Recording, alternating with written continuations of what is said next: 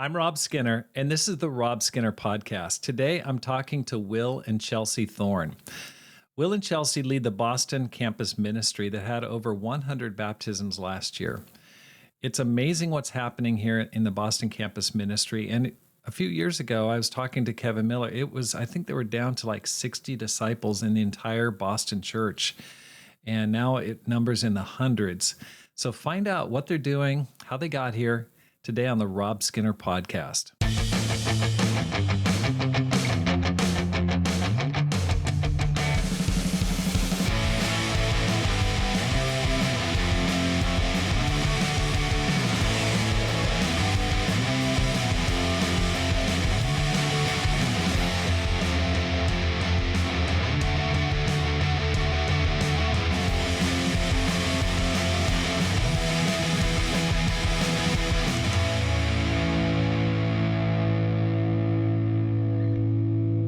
Welcome back to the Rob Skinner Podcast. My goal is to inspire you to make this life count, live a no regrets life, and multiply disciples, leaders, and churches. Thank you so much for listening to the Rob Skinner Podcast. And I'm just so happy today because I just hit my goal to publish my third book by my birthday, which was last week. And so I am super, super happy because the 10X Christian is online and it's out for sale, and I'd like you to read it. I got this idea. I had a quiet time one day reading about the parable of the 10 minas, and I thought, that's the guy I want to be. I want to be the guy who, when he faces Jesus, he's got 10 times what Jesus gave him to give back. I want to give back to Jesus. I want to express my gratitude to him. I want my life to count. I want to make this life count, and I don't want any regrets. I want to be able to save souls. I want to grow in my character. I want to present to him a godly character, and I want to be satisfied that I gave as much as I could back to him in gratitude for what he did for me on the cross. And so I started writing the book, and I thought, what would it really take? What's it going to take? And so it covers different topics, like it covers relationships, your relationship with God, relationships with other people. I talk about evangelism and just share stories from my ministry and my life that have helped me to grow. And so you can find that book on Amazon right now. You can get the ebook or you can get the paperback. But I would love, and I would like to ask you to please buy it and then review it. There's a QR code in the back that goes straight to Amazon. And that's what I really need is I need people to read it and then review it, because without the reviews, it gets lost and it never gains any traction or attention. And that's where I'd like this book to really start growing and get off to a good start. So if you can, please find that book. It's called The 10X Christian. That's the numbers 10 and then a big X right behind it. And it's, just meant to talk about 10 times or 10X, how to be that type of a person. So you can find that on Amazon. I'd love for you to do that. Thank you so much. Will and Chelsea, welcome to the program. Thanks, Rob. Good to be here. It's awesome to have you guys. Now, how'd you guys become Christians? I grew up in our church in Los Angeles, and I got baptized as a teen, but quickly got into sin and double life and wild living, I suppose, as the scripture says. And so I've sort of drifted a bit in my heart for a little while, and then got into the campus ministry, and that's when I restudied the Bible when I was in campus in Virginia Tech, and that's when I got baptized, and that's when I repented and got baptized. Sister actually became a Christian, worked with a disciple. She was 19 and I was a teen at the time. So soon after that, I started studying the Bible, and my parents actually started studying the Bible too. Me and my parents were baptized on the same day. Oh, that's so awesome. Wow. Okay. So, like, your sister became a Christian and then she brought the family out. Is that what happened? Yeah, so she was 19 and she became a Christian, and then we started coming out. And then my brother became a Christian about 5 years later. So we're That's so all exciting. How disciples. old were you when you got baptized? I was 13. 13. Wow, that's the dream situation. That is so, so cool. Congratulations. Okay, well, how'd you guys meet and get together? We first met at a conference briefly, but really we were on a Hope Youth Corps, and that's sort of when we became friends. And I guess we met at a teen retreat too. Anyway, we met a couple times here and there, but really on this Hope Youth Corps in New Orleans in 2007 is sort of when we became friends. That's when I started liking Chelsea, but took her a few years to come around. And then we both Okay, went to Virginia was it Tech. love at first sight, or was it just kind of like It's love at first sight for me, And not for her quite. So I was just a young, confused girl, so but like I loved like h- him as a friend, like, I had a lot of fun with him. as a friend, you hear that? As a friend, that's tough. Or there's a lot of so chemistry, and then it just he took was in me the a friend while zone to for a while. admit it. Okay. Okay, got it. Okay. So and how old are you guys? 35. Chelsea just turned 36. Okay, I'll so you turn guys are 30. close in age. Okay. And so like from the time you first met, when did you guys get married? So we met. I mean, we were in high school. We dated in college. We broke up, and then this was at Virginia Tech for a few years, and then we both ended up in Australia, and then we started dating again a second time, and so we got married at 25. 5. And so Twen first met as high school students, dated in college. Yeah, married at 25. So Wow. What took so long? That's a long time. Well, yeah, we broke up for it was about 3 years, so so that slowed down the whole process. Do you mind sharing why and what got you back together? Well, I mean, she broke up with me, so well, I, like, really loved William, and we had a great just, like, we were really best friends, but I would say it just wasn't always very spiritual, and but that this was also when, like, he hadn't gotten baptized the second time. You know how he shared he got converted as a teen, but then realized, okay, he didn't really ever become a Christian. So part of that time we were actually dating, and there was just things that I felt like the spirit was like, something's off here. But it took me a while to break up with him, but I did eventually. And then later, that's when he, got repented and got baptized. Wow, that must have been tough for you, Will. Like, tell me about what were those 3 years like? it was tough. It was tough when she broke up with me, but it also was kind of one of the things that really spurred me to like, all right, what's going on with my life here? I had some sin I hadn't dealt with and talked about, and I had to sort that out and get open and get humble. And so once I did that, that was good. And then we always kind of maintained a friendship, but there was a little bit of distance because we had dated before, and so. But then once it clicked that we wanted to get back together, it was pretty clear and quick from there. But I definitely it was a little refining time for me. I mean, it was a sorting out my faith time. It was a getting saved moment. So that's kind of a big deal. Couples that are like struggling in their relationship, there's issues going on, hidden sin, purity issues, struggling. Any advice you'd give them, like how to navigate through those times? I would say you just got to get open. You got to talk. You got to get help. I think for me, some of this hidden stuff I had, mine was kind of partying and drugs and drinking and all sorts of stuff. But I was scared to talk about it. I was scared to be real. But we're very grateful for the Versells. They helped us a ton. Forrest and Mandy, particularly in that time. Forrest helped me a lot. He was a great friend and discipler. Helped me figure all that out. So, but I had to say I gotta talk. I gotta get open. So, I mean, it's painful in the moment, but you have to do it. It's pays dividends. If you don't do it, it's horrible.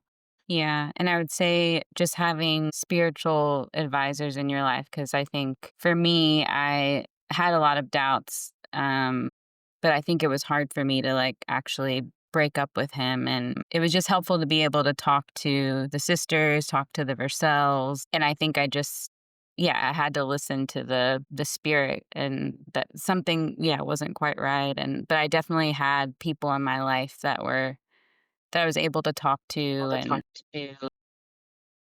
even us together, that I think really helped us. That's amazing. I'm so impressed, Chelsea, that you had the guts just to break it off.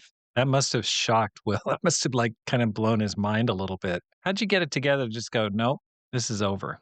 It did take me some time. Was there like a certain event? Was there like a turning point, or was it just kind of like, I think it was just like yeah, it did take me some time because I really did love him and did want it to work. But I think because the doubts just weren't going away, I finally was like, okay, I really need to decide. I took like maybe a week or so, and I just would just go out and pray and really wrestle with God. And I really felt like clearly like, no, this is what I need to do.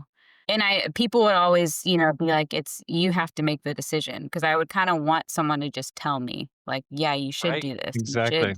Right. But then I really just had to go to God and I felt like it was really clear, even though it was tough. Yeah, very tough. When you broke up, was there like a secret pact, like, hey, when the clouds are passed over, we're going to get back together? Or was just like open ended? No, it was open ended. It was like, we kind of went our separate ways for a little bit. Wow, that's scary. That is so painful. I find it interesting because a similar situation happened for me. I was dating a girl and just about to get engaged, crazy in love with her. And this was in college. And I just thought, I'm like one step away from asking her to marry me. And then I just started doing bad spiritually. There's a lot of pride in my life. There was a lot of sin, just was kind of tanking spiritually. And I don't think anyone told me I needed to break up or I should break up. I just think maybe someone hinted at it or like said, well, maybe you might want to think about just kind of getting a relationship with God straight first. I go, that's probably pretty good advice. And so I broke it off with her. And, I think I was thinking I'm going to do better and then get back together, because I really was just nuts about her. And I think she thought that too, but it didn't work out. We never got back together. When I repented, which is about 6 months later, my feelings had changed. I just wasn't in the same place before, and so that opened the door for me to meet Pam and marry her. But I just go, wow, it's scary. I Yeah. really commend you guys. So, okay, so you guys got married at 25. What year was that? 2014. Oh, that's great. It's all's well that ends well. So you first met in 2007. 8 years later, you guys got married. Okay. Now, Will, I want to ask you because I've heard your dad's name many times over the years. Okay. His name's William too, right? Isn't it Bill Thorne? Are It's you John. junior? Oh, John. Okay. Well, that's embarrassing. But anyway, I still have heard his name a whole bunch of times. Can you talk about what he does and in the kind of family you come from? Sure. He does nothing right now.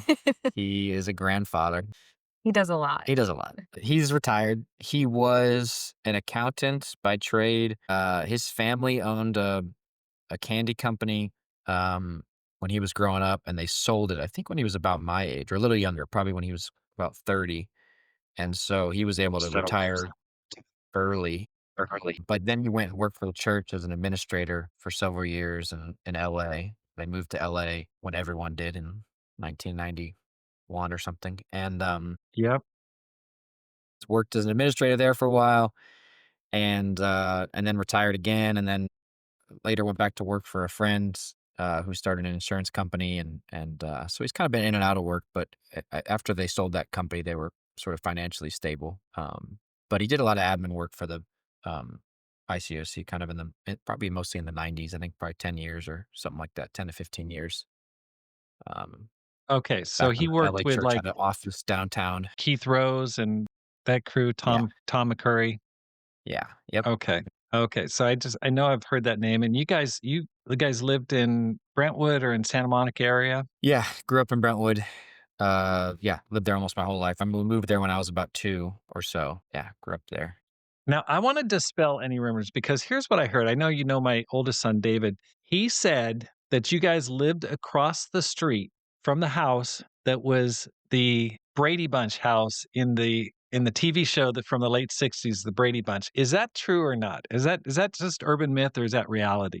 That is an urban legend, but But it was the house from Modern Family.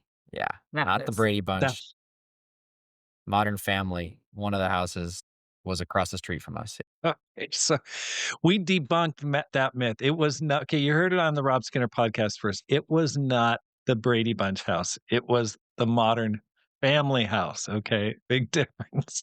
Okay, great. All right. So you guys got married in 2014. What have you guys been doing since then? Like where have you guys gone? Can you give us like the short rundown of your career from then until now? I started in the ministry 2012 in Virginia, so before we were married, and then the Versells, who were leading the church in Virginia we were in, moved to Sydney to lead the church in Sydney, and I was graduating, and Chelsea had graduated, and they said, "Why don't you guys come do a 1-year challenge? we weren't dating at the time, but we had both worked with them, and they were trying to get a crew of people. So there ended up being, I think, about 8 people that came that first year, 2013, January. We moved to Sydney and had a 1 year challenge kind of crew together, and worked with the campus and teens and professionals and helped the kind of young people ministries there as the Vercells and Fontenot's had just moved to Sydney. And after a couple months, Forrest knew I wanted to do the ministry. When I went there, got a part-time job and was helping with the campus. And then after a few months, he said, "Hey, I think we got the finances sorted that we can hire you full time." And I was grateful because that's what I wanted to do. So I quit my other job and then went in the ministry there.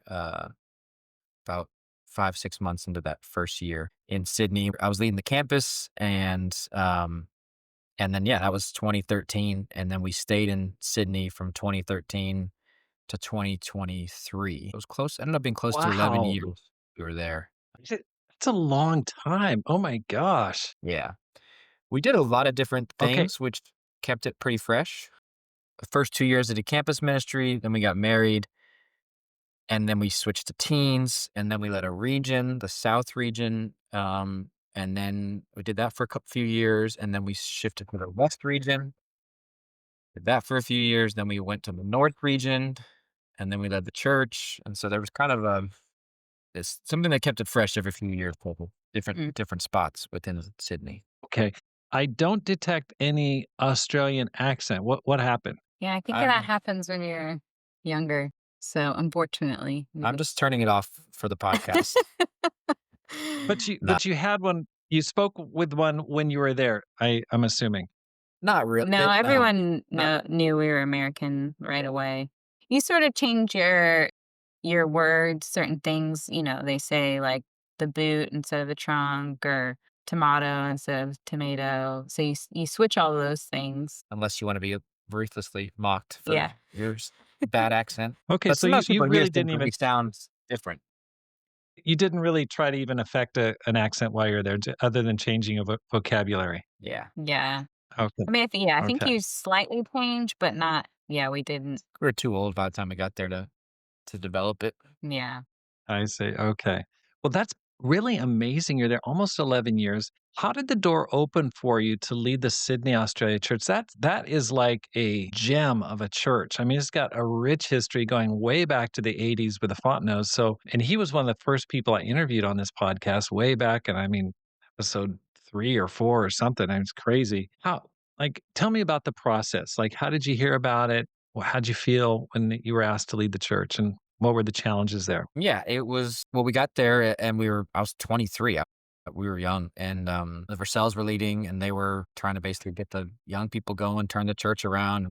It was about 160-ish when we got there. So they led it for a few years and that was awesome. And we were basically campus ministry that whole time and then teens and so that wasn't even a thought in our mind. I was just, you know, young, getting married, having fun in the ministry. They left, they went to Birmingham from there. And then the Fontenot's led the church after them. And that's when it sort of became a little more like, okay, I looked around the staff and it was like Mike and me.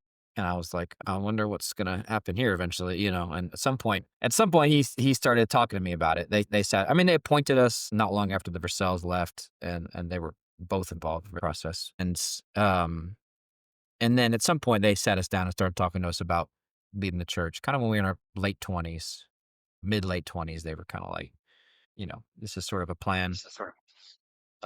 So, and then they passed it off to us and they stayed there for a couple years. And then, which was helpful that they were there on staff, sort of transitioning into retirement before then they moved to Perth. So that's kind of how the process happened. Yeah, I mean, I guess we had just been there for so long and yeah, did the, teens campus. We're in all the different regions. And yeah, the Fontenot's were, yeah, training us and, talked to us about leading the church. And I think it felt like a pretty natural progression. yeah, Right. So We sort of came up. you did an apprenticeship essentially. You worked until you became mature enough to take on the church. I just go, that's really the way it should be. That's kind of my dream for many young people is you got to start early and become a church leader sometime in your 20s if possible. Don't make it too late. Yeah. What were some of the highs and lows of leading a church like that while relatively young? It was a lot of fun. I mean, we loved it. The highs were, I mean, when the Fontanos left, we were the oldest people on staff at like 31, 32. Yeah. Mm, Really fun stuff. Fun stuff, a great crew, and church was healthy and growing. We had great elders. We had deacons, and so it was a lot of fun. It was a great time. We really enjoyed it, and we're sad to leave. Yeah, and it was because we had been there for 10 years, it was just really cool. Even we started off in the teens, and some of those teens that we, like, studied the Bible with and, got to see them really thrive in campus, they ended up being on staff with us, and so I think that was a really special thing to be able to see just people's lives change and then really grow spiritually and then even step into ministry and a lot of our close friends and it was Australians, which was the goal of like raising up Australians. So Right. it was really exciting to see that. Oh, Challenges were, I think when we started leading, probably because, Mike had such history and decades of leadership that when we took over, there was a lot of voices of people who wanted to share things that maybe didn't share them with Mike at some point and thought, here's my opportunity. I got this 30-year-old. Let me tell him what I think. So there's lots of voices, but good-hearted, nothing Yeah. nothing critical or just, but I had to kind of learn how to navigate that. I'm hearing all these different things, and how do I process that? How do I hear the voices and the opinions of the church and sift through? Because a lot of great opinions, a lot of great ideas, and but I have to figure out how to lead this thing and keep it healthy and growing. And so that was hard. I'm personally feeling like, oh man, I feel pulled in different directions, and I don't want to be reactive in leadership. So that was challenging. And then even when the Fontanos left, they were sort of a backstop for us. Even that first couple years, that Yeah. it was like, okay, we're leading. If anything goes terribly wrong, they're here. But when they left and they moved to Perth, that definitely felt more challenging. However, we just did still have a great eldership, and the Sydney Church still has great eldership and leadership, and so that helped as well. Mm, yeah, I'm surprised that Mike ever left. That guy, he's still cranking. I mean, I got to he commend him is. for stepping down from being the leader. That guy's got a lifetime battery that just won't wear down. I guess leading a church even overseas, that for me something that was hard was just being so far from my family, and then there was like a 4-year period where we couldn't leave the country, um, and so, I don't know, we missed, like, his sister's wedding, we missed, like, babies, and our parents didn't get to see our daughter till she was, like, at 1, and so things like that, that was a hard thing. I guess that doesn't necessarily mean leading a church, but leading a church overseas, I Yeah. think that was tough. Yeah. For those who are considering missionary work, any thoughts? Would you like say yes, do it? No, think about it. What would your thoughts be to people who are considering either missionary work domestically or especially overseas? Do it, go for Yeah, it. it was We're oversaturated in America, I think, truthfully. So I think that there's so much to the world. We have in our fellowship, we have a single church in a country of millions, or not even that. I mean, there's countries we don't even have churches where there's 10 million people, and I think there's a lot left to do. Our history is, we got to a lot of places and we exploded and grew to 100,000, and but there's a lot left to do. Um, so I definitely recommend it. I'm no regrets about yeah. our time there, and I mean, I actually wanted to stay there, and I wanted to, but God had other plans. Not that I wanted to die. I just wanted to live there for a long time. Yes, right. Yeah, I mean, I think it was one of the best experiences of our life, just being able to, yeah, do something like that in faith, and you just really learn the world is bigger than America, and there's just other things outside of America, and yeah, it was just a really, I think, inspiring seeing the churches grow and just super faith building. I think it was, yeah, no regrets. I recommend it. If you loved it so much, why'd you leave? Why'd you come back to the States? If you wanted to die there, why'd you decide to step out of there? Well, we didn't decide. We had a visa issue. And so our visa, we were on a working visa. We tried to get on a permanent visa, permanent resident visa, and we made a mistake in the application on the front end. It was, uh, immigration laws can be they're political and they change, and so the immigration laws had just changed right before we applied, and uh, we made a mistake. It got denied, and then it kind of went through this 3, 4, 5 year appeal process while we were trying to figure it out. Got a lawyer, but it got to the end, and there was pretty much no way for us to stay. We were gonna have to leave. So we could leave. We had to leave, and we could reapply, but the reapplication process would have taken over a year, and so that was hard for that was just hard for leading a church. And okay, let me leave for a year and a half, and I'll come right back. And it's just an awkward amount of time. And so we talked to the elders, and I got advice from everybody in Australia. And so that it sort of became clear that it was time to leave. But I was pretty devastated, and it was hard. It still is hard for both of us. So Yeah, yeah. Tell me how. I mean, it must have been. I mean, it brings up so many questions. One, how did you stay there 10 years and then they kick you out at the end? Like, I don't get that. Like, you were there for such a long time. Like, what's going on there? well, it was the first few years were kind of these 1 year visas, and then there was kind of these. Then there was 4 years of religious work visas, so that was like 5 or 6 years total. And then we applied for this permanent visa, and the appeal process was about 4 or 5 years. So you can stay there while you're appealing, but we couldn't leave. And so that's what Chelsea was talking about earlier. We were stuck in. We had to stay there. We couldn't. We missed like the Orlando conference, for example, because not because of COVID, but because of our visa. So again, we could reapply, and I think if we did it right and got a lawyer on the front end, it would probably go through. It would have taken too long for us, for our kids, for Sydney. It's an awkward amount of times. When you found out that all appeals were exhausted, you were definitely going to have to leave. Tell me how you reacted. Not well. I was pretty upset. I was sad. I was sad. I was hurt. We tried to figure out what we could. Is there another way to make this work? We kind of went through every, for sure for me, I was trying to do everything. I had this idea that why don't we leave Australia and we'll spend, a few months in New Zealand, help the church there, a few months in Papua New Guinea, help the church there, a few months in Fiji, help the church there while we wait for this visa, and then we'll come back. And we talked to the elders about it, and they basically were like, I don't think that's a great plan. And I was upset, but I understand, and I agree. I don't think it was sort of a crazy idea. We had 3 kids, like under 5 years old, 6 years old, and they were starting to get into school, and then you also don't even know how long it's going to take. I mean, those visas sometimes they say, oh, it'll be 18 months, but it turns into 3 years or something. So it was hard for me, and I don't think I always handled it well. I was hurt and not really. I mean, it got not at anyone in particular, at God, I suppose, but I was kind of frustrated or discouraged, or um it was part of it was the dream of, started leading the church. We'd done it for a few years. We loved it. We just sent out a church planting the year before. It was friends, Ben and Brooke May went to Newcastle, which you haven't interviewed them. You should interview them. Is that the planting that's just up the road from Yeah. Yeah. Sydney? 2 hours I north. interviewed him. What a great guy. Those guys, there's a cadre of young guns that are just awesome in Australia. I mean, just cranking. It's so cool. So that must have been tough for sure. Yeah, Yeah. it was tough leaving all them. So, but I keep up with them for sure and stay in touch, talk to them. I probably talk to one of them every week or so. Yeah.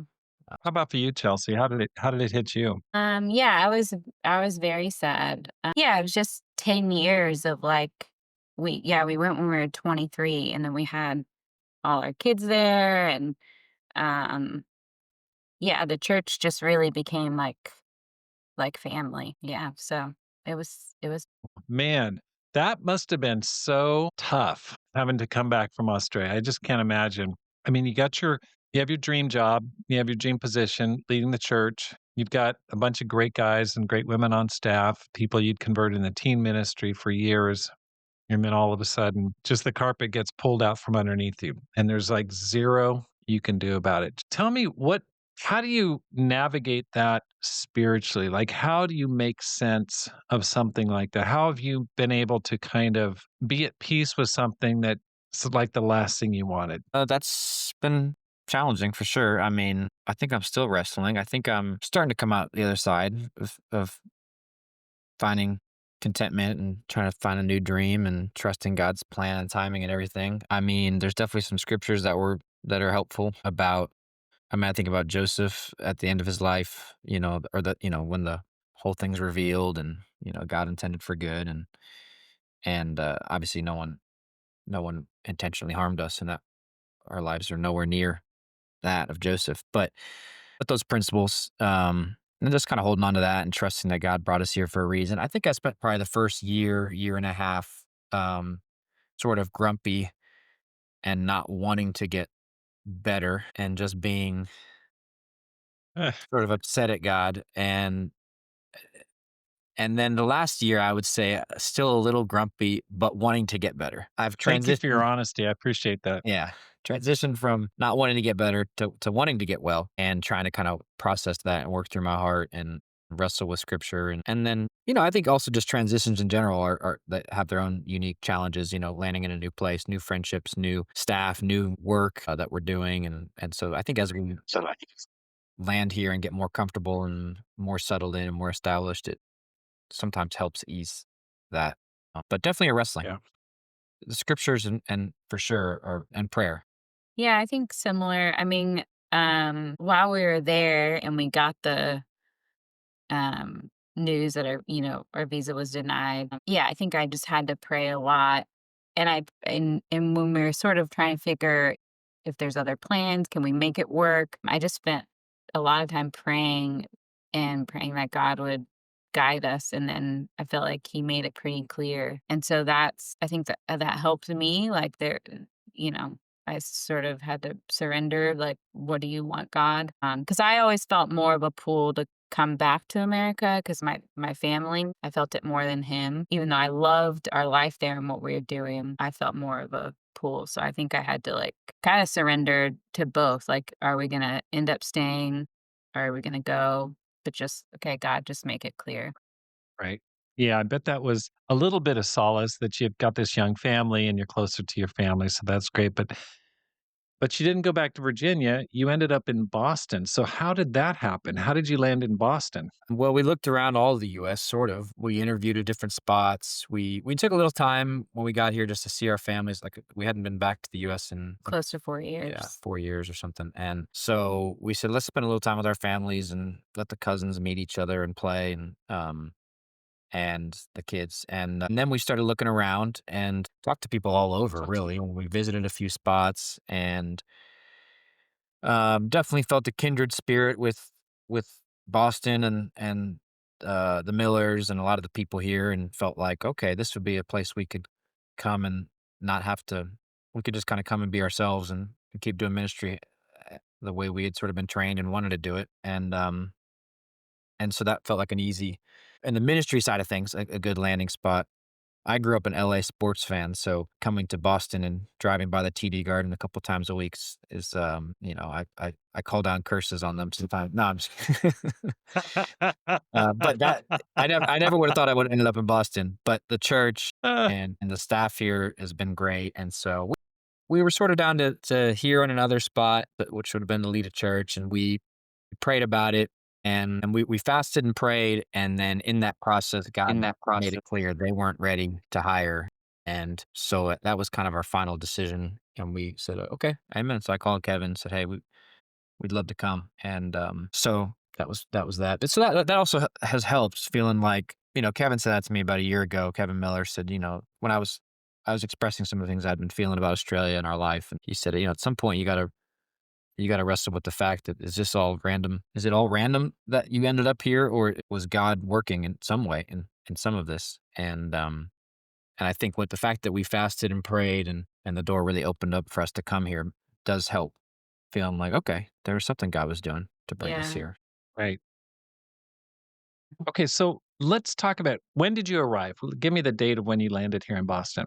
We got here in November 2023, but then we kind of settled in and got our life sorted and traveled. And so it was really like January 1st, 2024 that we sort of were here and ready to go.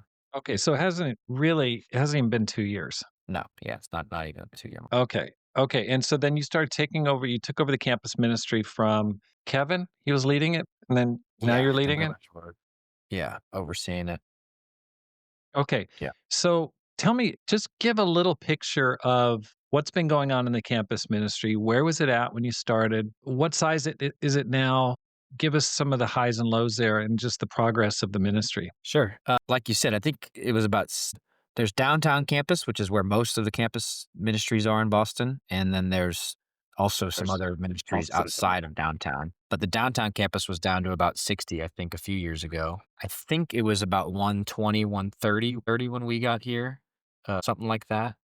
And then now it's, I think, close to 180. And so, yeah, I think the Millers kind of brought in a team to focus downtown and grow it and turn the whole thing around. I think it more than doubled, I think. And then I think it was about 131. And then across Boston, I think we're close to 300 campus students all across Boston. So you have about 175, 180 downtown, and then you'd have, another 120 kind of in different ministries. There's sort of three of them that are bigger. The Northwest, the Northeast, and South Coastal all have kind of 20 to 40.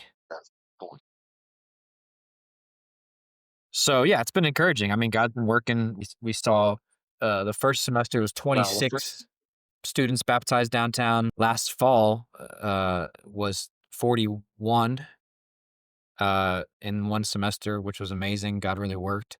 And then the spring was, I think, 38, 39. And so we're praying for 50 this fall downtown. We'll see how that goes. It's definitely a stretch of faith. We also sent out quite a few people, but we got a great team. We've sort of replenished from within. The Bartuas are phenomenal, grown UMass incredibly. UMass Boston, that's done a great job. Austin and Mari are about to get married. They've been doing an amazing job with the Fenway schools. And we've got some 1-year challengers that have graduated or that have graduated and now are in the ministry. Michael Adolphus is doing a great job. He's one of our staff guys too. And so just got a great team and that the Millers pulled together and now it's kind of shifted and changed and some people have been sent out. And so it's fast moving. It's exciting. Everyone's dreaming and wanting to grow their space now and then dreaming about where God will take them in the future. And so we're trying to grow it here and then really put our heads down and train leaders and be ready so that when calls come, first and foremost, kind of the rest of Boston, we can have leaders ready to go. So we just sent one of our young guys who just graduated from UMass Boston to the metro region.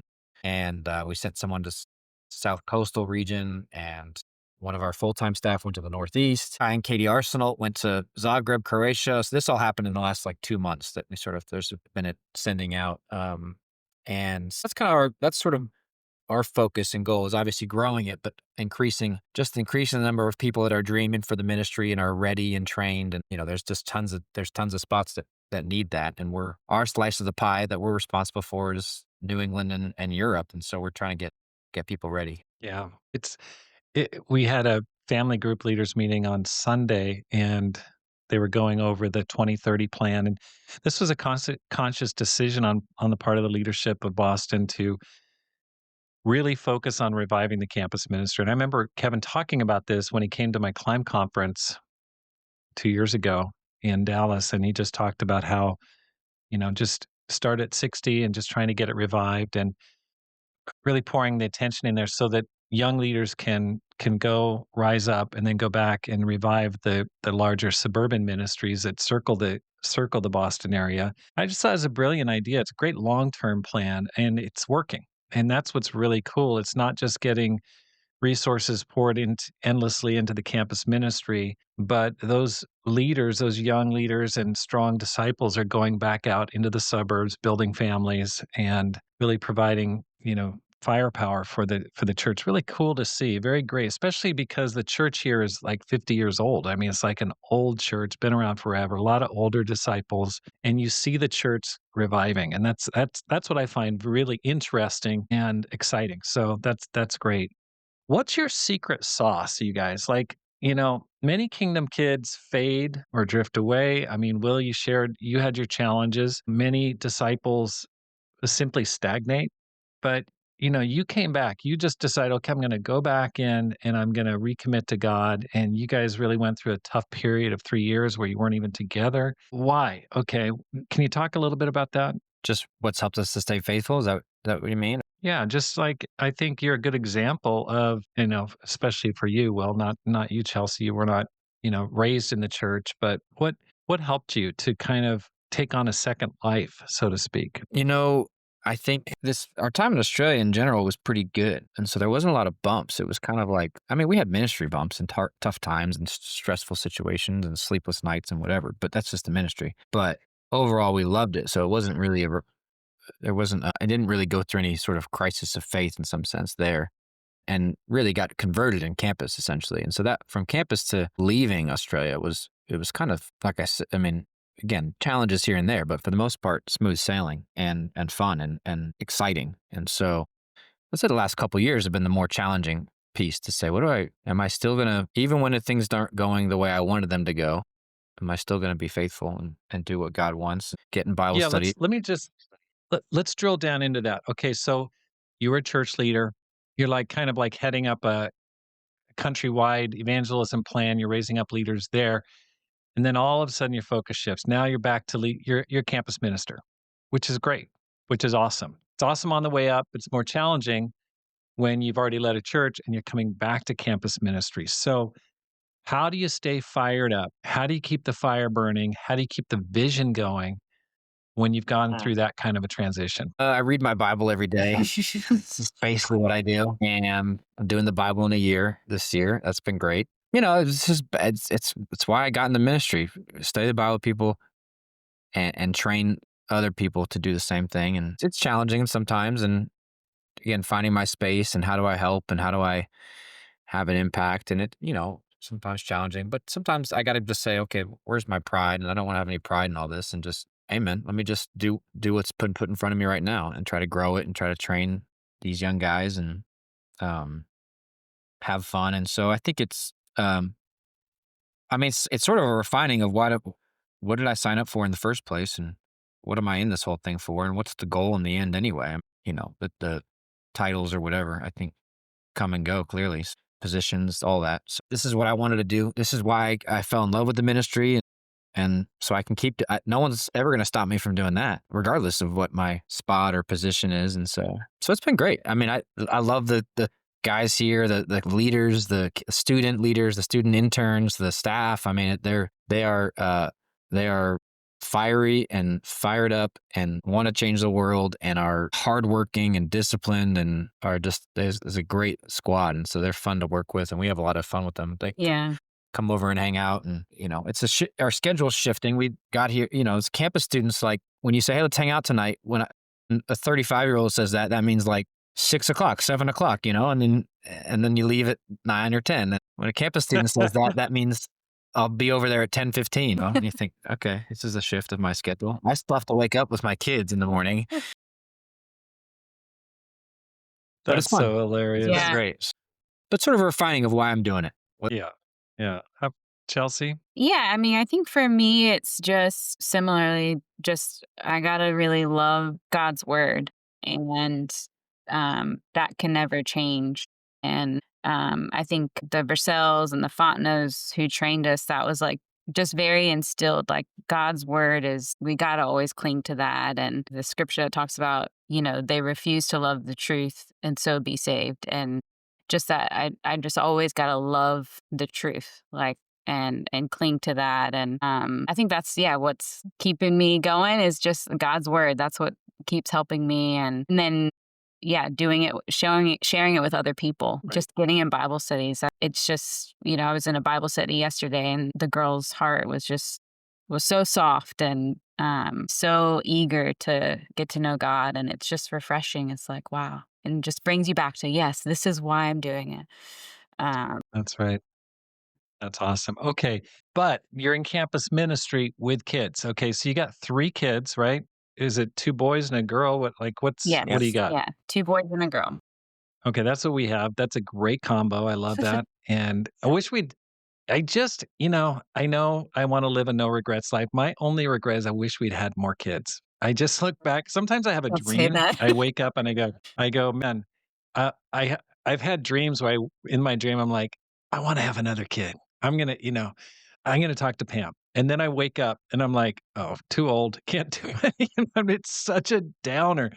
And we were having kids when I was in Japan. And, having 3 was much larger than the average there in Japan. But Dang, I just wish I had more. I tell my kids, please have 6 each. I want 18 grandkids. But anyway, that's totally beside the point. You've got kids. Chelsea, what's it like having kids? How old are your kids? And how do you manage it? You've got 50 campuses in the Boston area. How do you keep your heads screwed on straight with all that responsibility? Yeah, I mean, I think, yeah, it's our role is kind of, more focused on the training of the campus ministers. And so it's not like I'm like on campus every day, or, that's not really happening. So I think it's really like for us, like we focus on really training other people and raising other people up. And the more people who raise up, and that helps take care of the body. And so I think I try to focus on that. I would say, like, training the young people and getting times with them, and and then of course being in Bible studies. I don't want to ever get away from doing that. Yeah, Yeah, I mean, that's it, good. it can be overwhelming. Like, yeah, the kid, 3 kids is a lot. And but yeah, I think we work as Yeah, a team as well. That really helps. Just really working together, communicating a lot. Feel like we're in it together, so that makes a yeah, difference. Our kids are yeah. 8 I think that's a and 6 and 4. eight, 6, and 4. Okay, 2 boys, 8 and 6, and then a girl who's 4. Yeah. Is that right? Okay. And I know that one of your sons just had a recent diagnosis. Can you talk about that? Yeah. Um, in March, our son was diagnosed with diabetes type 1. We had no idea really anything about it until then. He was a little bit sick. We weren't sure what it was. He was kind of lethargic. He was going to the bathroom a lot.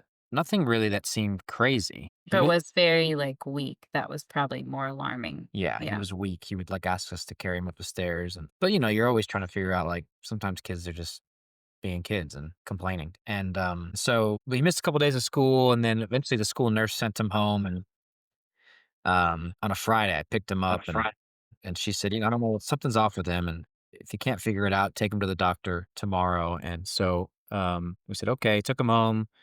That was a Friday. Saturday morning, Chelsea took him to the doctor, and I was home. I was about to preach on Sunday, so I was home, and we were watching our nieces and nephews for the weekend. So I had like 4 or 5 kids at home, trying to write a sermon for the next day. Chelsea took him to the doctor.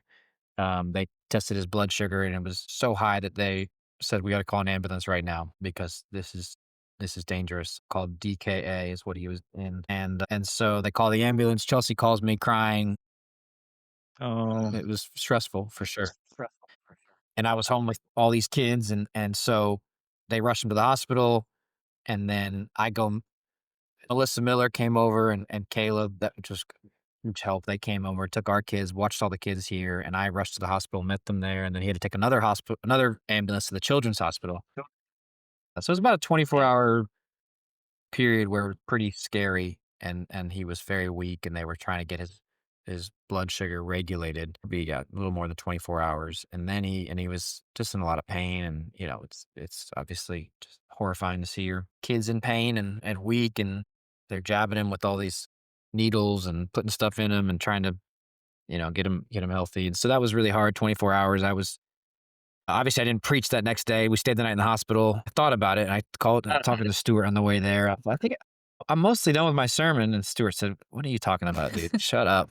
I'll preach." And so he's a good friend.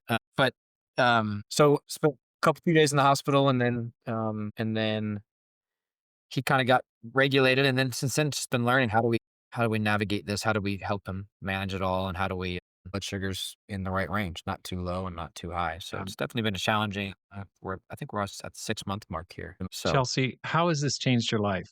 Yeah, it's changed it pretty drastically. We In the beginning, we were giving him like 5 to 6 shots a day. You have to, every time you eat, he needs insulin. So we have to count how many carbs he's eating, because he needs insulin to cover that. At first you're just like, you're counting all these carbs, you're doing like math. It's really a whole new world. And then you're, jabbing your kid 6 times a day, waking him. We had to wake him up in the night and make sure his blood sugars were test his blood sugars and make sure they're where they need to be. So it was like it was very overwhelming in the beginning. Now he's on an insulin pump. It's still diabetes. It's hard. I think no matter what, but a pump definitely it's better than having to give him injections. And yeah, I would say we're definitely adjusting, but it's something that you kinda have to always be on. Like you're always thinking about like, okay, how many carbs are in this? Does he need insulin now? Okay, he's going low, so he's gonna need sugar to, get up. And being too low is very dangerous. You can have a seizure, or if you're too high, that's what he can go into DKA, which he was in before, which is life threatening. So it's like you're always trying to, you know, avoid those dangerous extremes. Yes, it's a lot. And he's 6, is that right? It's the middle child? He's He 8. he's our oldest. Oh, Yeah, it's he's the our older one. oldest. Okay, and his name is Denton. Denton, okay. Is he living a normal life now? Is he back at school? Is he playing normally? Yeah. Yeah, we try to really make sure he's, just like any other kid. And Yeah, he's back at school and plays soccer, and so it's just managing it and kinda helping him and, being a little more present probably than you'd normally have to be. But we try to do our best to, yeah, keep him, have fun, be a kid, eat candy, do what you want, just, we have to kinda manage that. That's awesome. I'm sorry, so sorry that happened, you guys, and definitely praying for you and your family there. On the kind of a similar line, Will, I heard that someone was telling me, it may have been my son James, but someone said, "Hey, Will has lost like 40 pounds." I didn't really notice you as being overweight before, but is that true? And tell me why and why you decided to lose weight and how you did it. I don't know the exact amount, but yeah, I think I've lost a little bit last 6 months or so. I'm on this, like, new diet where you just don't eat as much food, and then you try to work out and, like, go on runs and stuff, so You need to write a book on that one. That's seems to the work Thorne pretty well. diet. Yeah. No, honestly, how many pounds have you lost? You must know. Where'd you start out? Where you at now? I think I'm gonna 30, pin you 30 down. to 40. That's awesome. Oh, so what do you have you noticed a change, Chelsea? have I noticed a change? Yeah. Is that what you asked? Yes. Yeah, for sure. I mean, yeah, I'd say overall he's just been trying to be healthy and be his best. And yeah. So it's great. Okay, I did it mean, he's did you decide to start dieting because your son was going through this health challenge and you had to watch his food as well? Was there some correlation there or was it totally independent?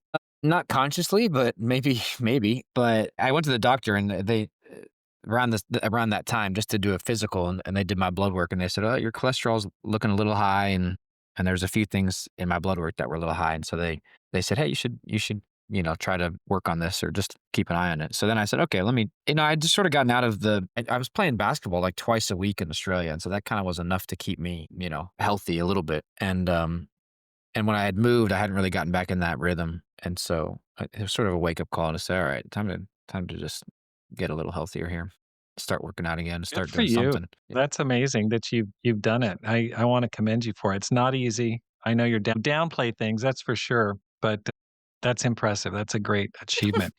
Okay, I can tell that the kids are in the room, so we'll come to a close here real soon in this conversation. What are your dreams for the future? Okay, you guys have done amazing things already in the first half of your life. Where do you see yourself in 5 years? What would get you fired up? It's a good question. I mean, I think for now we are definitely keeping our heads down and trying to just say we are here in Boston and we love it and we are grateful to be here and want to keep growing and training and what God's put in front of us. We're getting a little more involved in other spaces, kind of Boston wide, and even helping with Europe a little bit, which is that's exciting for us, I think. Um, so, um, so I don't, it's a little hard to know. I mean, I think if in 5 years, um, we were still in Boston and loving it and living in the same place, and I think I wouldn't be totally shocked.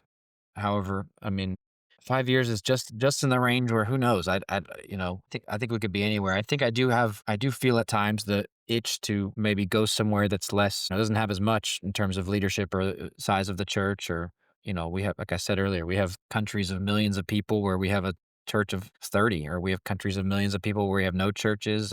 And, I mean, I love Australia for sure, if the door opened up to go back potentially, but it's hard to know. I mean, we don't, I think part of me in my wrestling is let me put my head down and be content here and be grateful. And so it's hard to know what it'll be 5 years, but I definitely have a little bit of that pioneer spirit still in me somewhere. Yeah. So Well, it's interesting you mentioned that because, being here in Boston for that, it's just been 2 months, there's a lot of people in Boston that have been here their entire careers, their whole life. I mean, they've never gone anywhere else Yeah. besides Boston. It kind of blows my mind. It's like the whole time, like, no, never another church. I mean, my career's been totally different overseas, planting churches all over the West Coast. I mean, just where haven't we gone?